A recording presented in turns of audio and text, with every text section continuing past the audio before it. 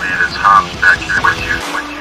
Yeah, it's Hobbs Horror, knocking down your door, all about the guts and gore, blood and pus, give him some more. He wants bone and entrails spread across the floor, so if you're looking for that theater macabre, look no more. Sit back and relax and enjoy some Hobbs Horror.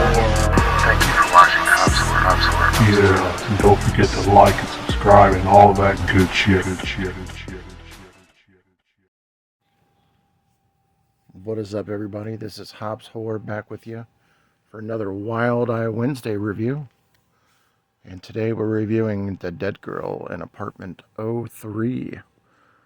And I do want to thank Wild Eye for sending me this to review for you guys. You've got the right guy with that Wild Eye. So let's go over the front there. This film is 72 minutes long. It's just over a 3.5, 4 on IMDb. That might have changed by now. Directed by Curtis Spieler. It is released in 2022. There is the back of your film. A lot of people like to see the special features and whatnot. Yes, that's who you think it is. Adrian King from Friday the 13th, Part 1 and 2. So we have a girl that has just moved into an apartment with a new roommate. She's trying to get away and kind of restart her life a little bit. And after a while living there, she comes home and realizes that after not hearing from her roommate is dead in her room. So she's calling her family and figuring out what's going on. Why is her roommate dead? What's happened to her? What caused this? And so forth. So she calls the police and whatnot. They do a report. But the crime scene cannot be picked up because they are so booked to do a cleanup. She has to try to do it herself. And upon doing that, she starts to find clues as to how the girl might have been killed.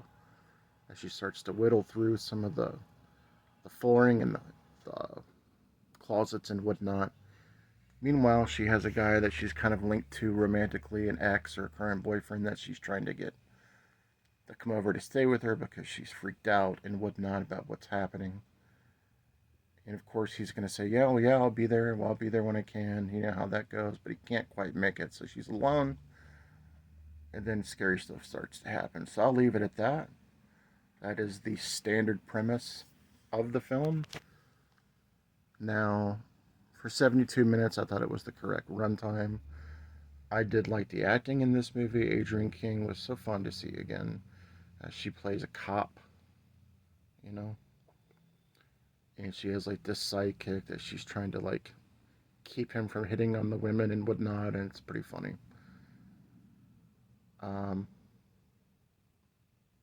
As far as from a gore standpoint, you really don't see that at all, if any. There's no nudity in the film.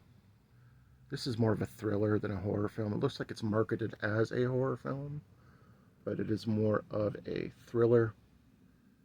As you can see here, as far as the way it was shot, some parts were a bit too dark.